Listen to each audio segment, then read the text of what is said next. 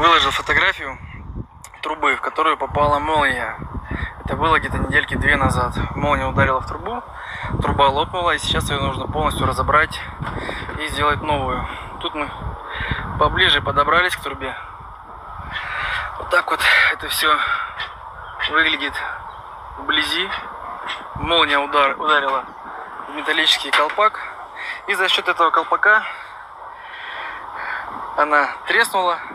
Ну и так как колпак сверху стоит на кирпичах, из-за колпака труба полностью не развалилась. Вот, сейчас мы будем все 4 угла закреплять, фиксировать, чтобы она не развалилась, не помяла крышу, и будем потихоньку разбирать.